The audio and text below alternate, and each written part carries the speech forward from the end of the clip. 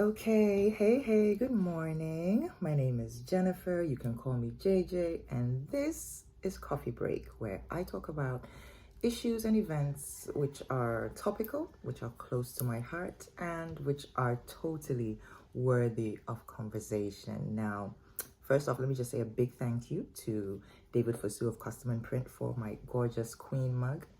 Thanks, hon. I'm really grateful. And to Vesta Fosu of Fosu Consulting for all the digital branding advice I've been given over the past 4 weeks of Coffee Break. I am so grateful. You can find David, you can find Custom and Print at customandprint.com. He's on social media all over. And Fosu Consulting as well on social media and online at www.fosuconsulting.com.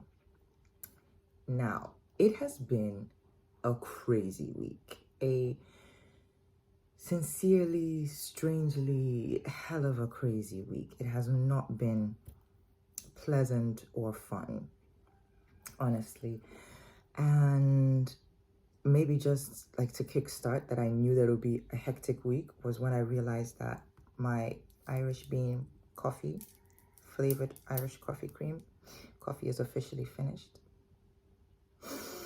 So I've been drinking tea for like a week now, and yeah, I need some help.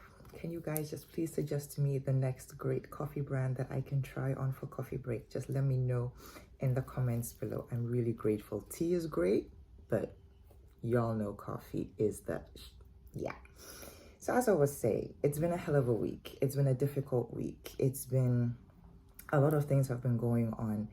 And personally, when I think of all the instances, all the issues, all the topical issues trending in the news right now, it just brings to mind a conversation I had with a friend, and she actually had this conversation with her husband. And the whole conversation was around being a citizen or being a spectator. Now, their thought was that if you're going to be a citizen, are you going to be a citizen and be all in with being a citizen? Are you going to make all the noise? Are you going to do the demonstrations? Are you going to offer support? Are you going to use your platform to, stir up conversations, to shake the status quo, to ask questions, to prod and to probe? Or are you going to be a spectator and just basically shut your mind to everything going on around you, work hard, make a living for yourself and your family, and anything else that's happening in the country is not really your business, because all you care about is just taking care of yourself and yours. And when people say things like, oh, the country needs to be fixed, then your first response is like, what country needs to be fixed? What needs to be fixed? Oh, something needs to be fixed. Okay, you just sit. I'll be right back. Let me just do my one and twos. So that was actually a conversation that they had, and then I got to hear about it as well, and it really made me think. It really made me think, because the president charged us to be citizens and not spectators, but I think what he didn't mention in that really great inaugural speech was that being a citizen is really, really hard work. Like it's a lot. It is a whole lot. It takes a lot out of you emotionally and psychologically and spiritually and everything, especially this week. Okay, so the 21 accused of, okay, right now I'm not even 100% sure of what they're being accused of. Are they being accused of being members of the LGBTQTI plus community? Because they were actually just seen having a meeting on human rights and on their civic responsibilities and things. And journalists saw some of their paraphernalia, went to call the cops. They've been arrested. They're in remand. It's a crazy case. And recently, last week, what I read was that the judge even said, okay, your lawyers have brought a great argument. However, I'm still going to keep them in remand. And I'm thinking to myself, what level of madness is this? Like, why are they in remand right now? What is the crime? Now, as a citizen, I am pissed. I am upset. I am angry. Because if you're just using appearances or what people are reading as a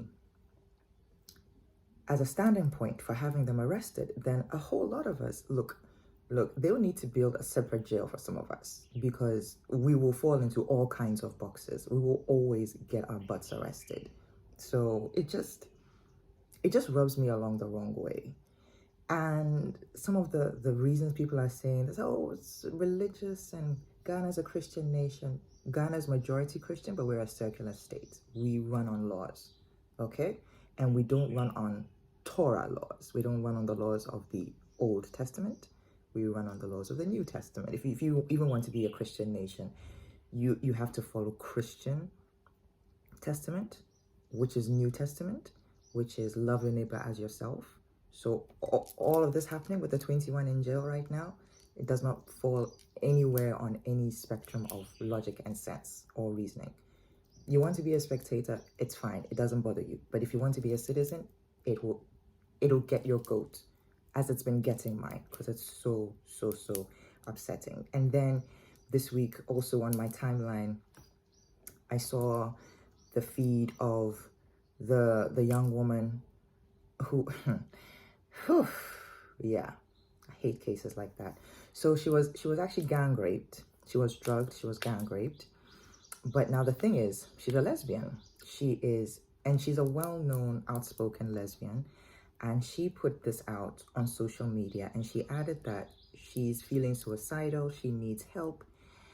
And Ghanaians calling themselves Christians went under that post and said the most vile, horrific things you can say to anybody, and then with smiley face emojis and all. Look, I'm not even going to repeat some of the things I read over there. I'm just going to show them. I use this mouth to kiss people I love. I can't use my mouth to repeating some of that filth. It's just gross.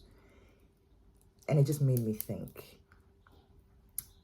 okay, you don't want to be a citizen and demand for justice for this woman. That's fine. But then don't be claiming Christianity too on top. Like, I imagine sometimes Jesus sitting up in heaven looking down at us like, if you want to be disgusting by yourself. Don't add my name to it. Don't add, look.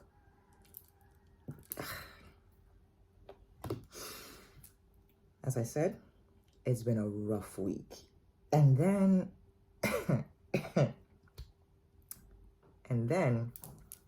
there was Sir John's funeral, which was, look, okay,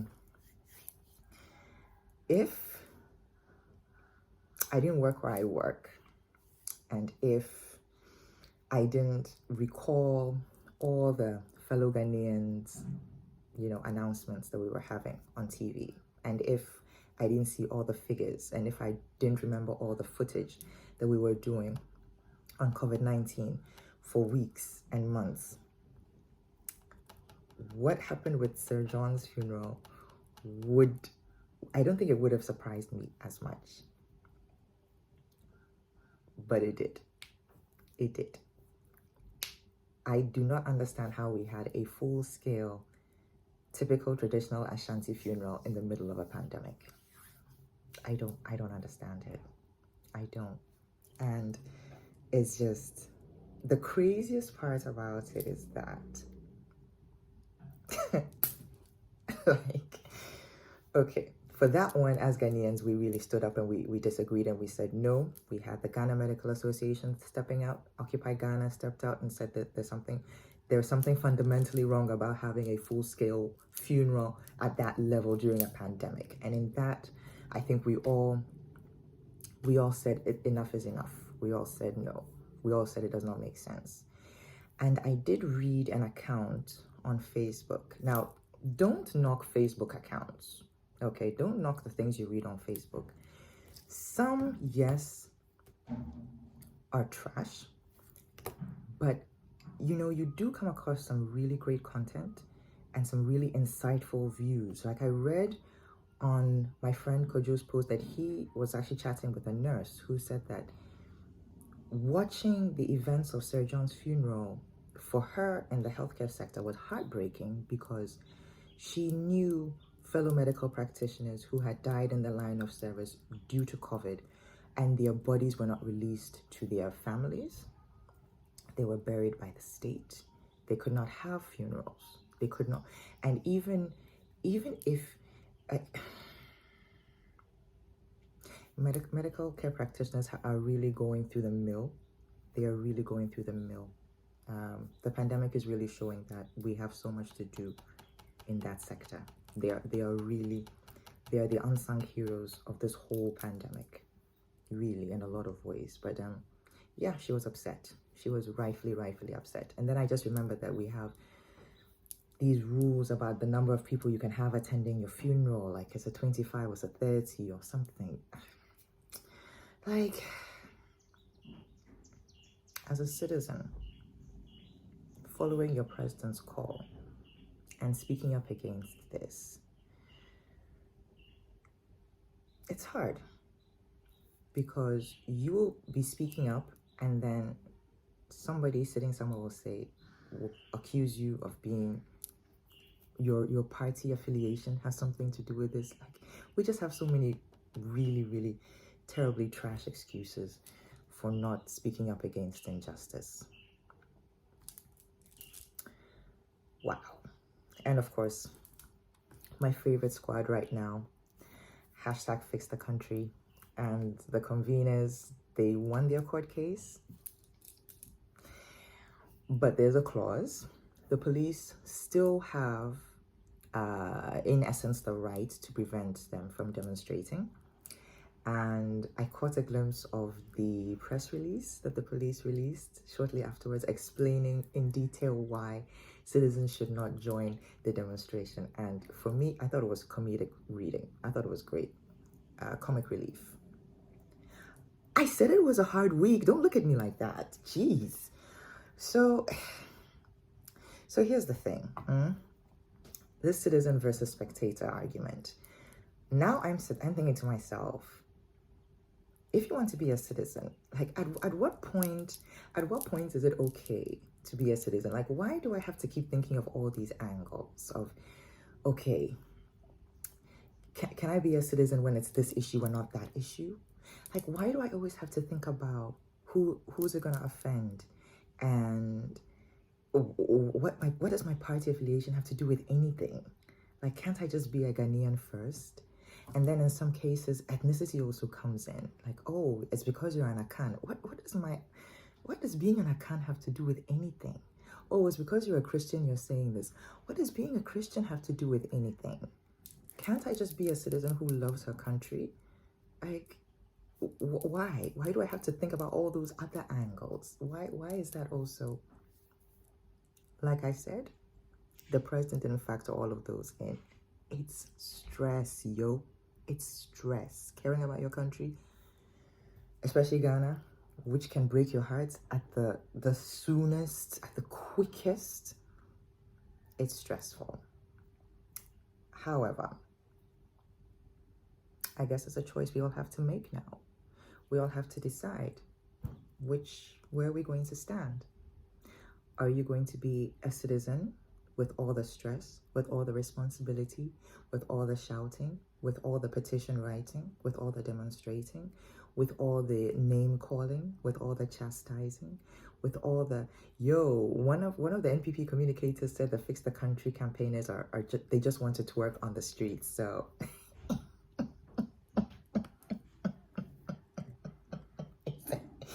he said they sorry, it's just, I just remember that part. I'm just imagining like Oliver Barker Hughes twerking right now. It's just, yeah, okay. Anyway, as I was saying, so as a citizen, are you going to do all this work? Are you going to put all your passion and effort into your country? Or are you going to be a spectator? And you know the thing is, whatever you choose, do it with all your chest. because your choice is valid. As a Ghanaian, honestly, your choice is valid. If protecting your mental health means you want to be a spectator, go ahead and do so. But if also in a way, thinking about the state, what you want to leave your children, and knowing that you can do something about it, that your voice can make a difference, and you choose to be a citizen, go on ahead and do it. Your choice is valid. All I'm talking about today is that today, as a Ghanaian, you have a choice. And whatever you choose, I, Jennifer JJ, I am 100% behind you.